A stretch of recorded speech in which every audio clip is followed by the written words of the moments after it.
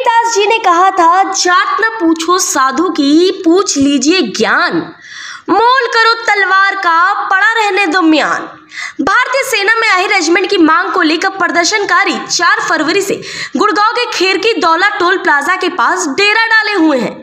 लेकिन यह नजारा बस हरियाणा का ही नहीं है, मध्य प्रदेश से भी आहिर रेजिमेंट के गठन की मांग उठने लगी है। भारतीय सेना में आहिर रेजिमेंट बनाने की मांग ने अचानक जोर पकड़ लिया है।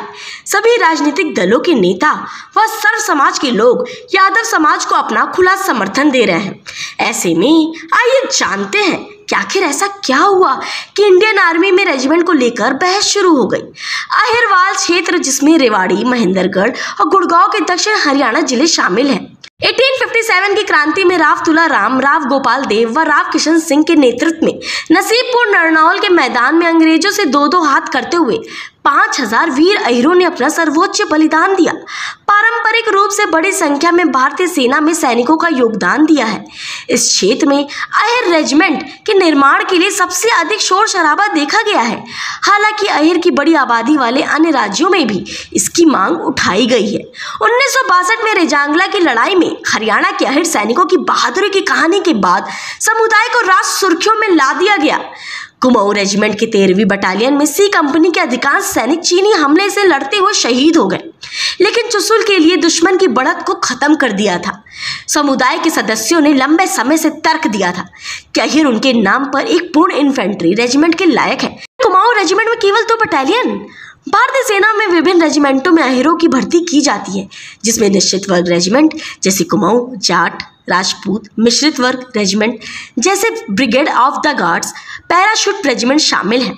ये इतिहास गवाह है, भगवान श्री कृष्ण के वंशजों ने जब ये देश गुलाम था, जब मुगलों का राज था, तब मुगलों के खिलाफ अहिरों ने सबसे ज्यादा लड़ाई लड़कर मुगलों से आज़ादी दिलाई। जब इस देश पर अंग्रेज आए तो 1857 की क्रांति का गाज इसी हरियाणा की वीर भूमि नारनौल से, पानीपत से, करनाल से, मेरठ से जो शुरू हुई थी, वो भगवान श्री कृष्ण के वंशज वीर अहिरों ने शुरू की थी। अगर उस समय पे हरियाणा के नसीबपुर में अगर नाबर पटियाला राजा अंग्रेजों का साथ नहीं देते तो ये अहिर समाज के वीर राव तुलाराम के नेतृत्व में ये देश 1947 में नहीं 1897 में आजाद करा देते।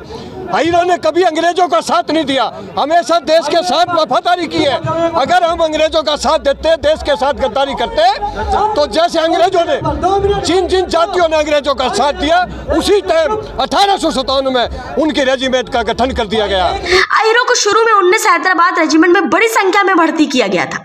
इस रेजिमेंट में पहले मुख्य रूप से उत्तर प्रदेश के राजपूतों और अन्य जातियों के बीच दक्कन के पठार से मुसलमानों की भर्ती की थी।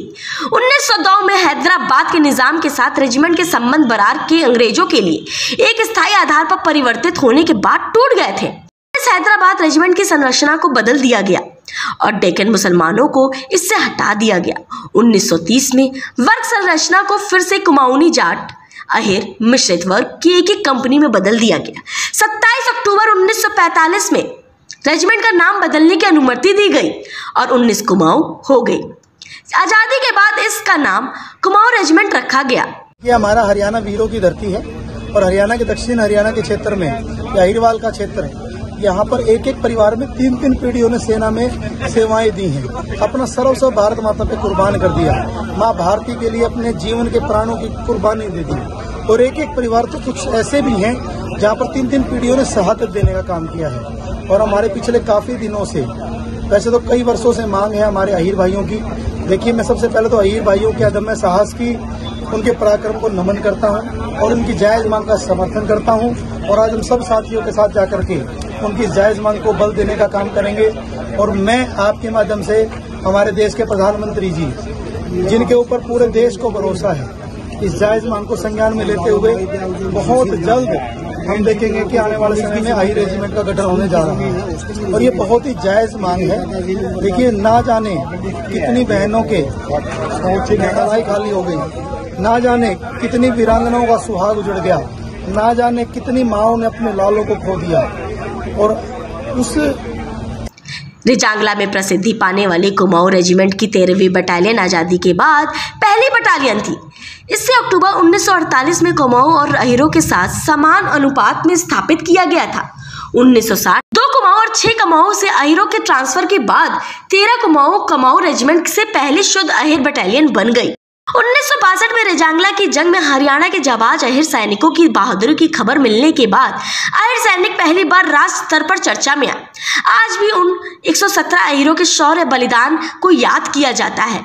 उस समय कुमाऊं रेजिमेंट की 13वीं बटालियन की सी कंपनी में ज्यादातर सैनिक चीनी सैनिकों से लोहा लेते हुए शहीद हो गए थे, लेकिन दुश्मन को आगे नहीं बढ़ने दिया गया। फिर तमाम कोशिशों के बाद भी रेजांगला चौकी पर कब्जा नहीं कर पाए और चुशुल में आगे बढ़ने से उनका सपना चकनाचूर हो गया। रोज इस आंदोलन को रोज समर्थन मिल रहा है। अब हमारे बीच में अब तो यूपी, बिहार और कल बॉम्बे से भी लोग आए थे, कल रायपुर से, मध्य प्रदेश से भी लोग आए हैं। धीरे धीरे करके हम इस आंदोलन को देशव्यापी आंदोलन बढ़ाएंगे और जैसा ये धरना यहाँ चल रहा है ऐसे ही धरने हम अलग अलग प्रदेशों में चलाने का काम हमारा फर्स्ट प्रायोरिटी सबसे पहले राजस्थान में है कि हम राजस्थान में जल्दी से जल्दी देश की राजधानी जयपुर है, जयपुर में प्लान कर रहे हैं देश के धरने का। उसके बाद हम गुजरात का भी है, उसके बाद यूपी बिहार का भी है, मध्य प्रदेश का भी है, महाराष्ट्र का भी है और तेलंगाना और कर्नाटक में भी हमारे साथी है। तो हम धीरे धीरे करके इन अगले 6 महीनों में 23 सितंबर से पहले लगभग पूरे देश में जाने का काम करेंगे। खुशी की बात है, हमारे समाज को खुशी की बात है कि 23 मार्च को इस आंदोलन को 7 पार्टियों का समर्थन मिला था।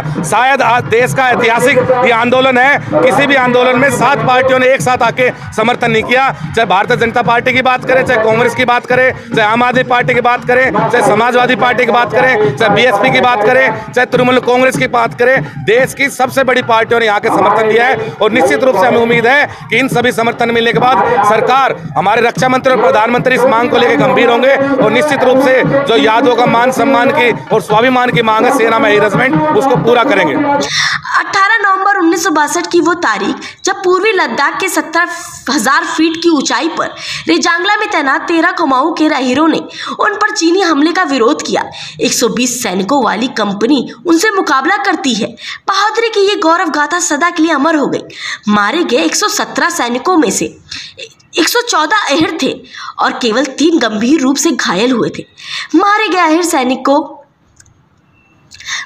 अहिर सैनिक हरियाणा के रेवाड़ी महेंद्रगढ़ बेल्ट के थे। जब सर्दी समाप्त हो गई और मृत सैनिकों के शव बरामद किए गए तो कई लोग अपने हथियारों और खाइयों में पकड़े हुए पाए। मेजर शैतान सिंह को देश के सर्वोच्च वीरता पुरस्कार परमवीर चक्र, मरणोपरांत 8 सैनिकों को वीर चक्र से सम्मानित किया गया और कई अन्य को सेना पदक और मेंशन इन डिस्पैच से सम्मानित किया गया। भारतीय सेना में जाति आधारित रेजिमेंट की स्थापना काफी पुरानी है। इसकी शुरुआत उस दौर में हुई जब हमारे देश में अंग्रेजों का शासन था और फूट डालो राज करो उनका मात्र एजेंडा था।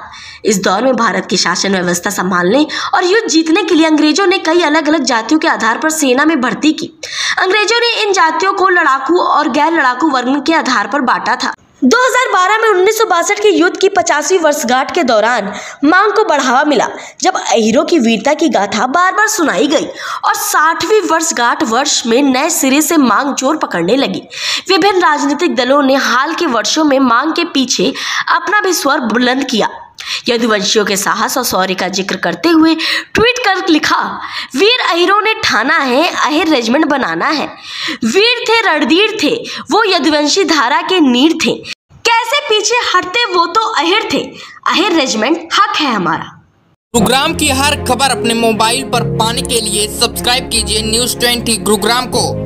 न्यूज़ चैनल की लेटेस्ट अपडेट पाने के लिए बेल आइकन को जरूर दबाएं।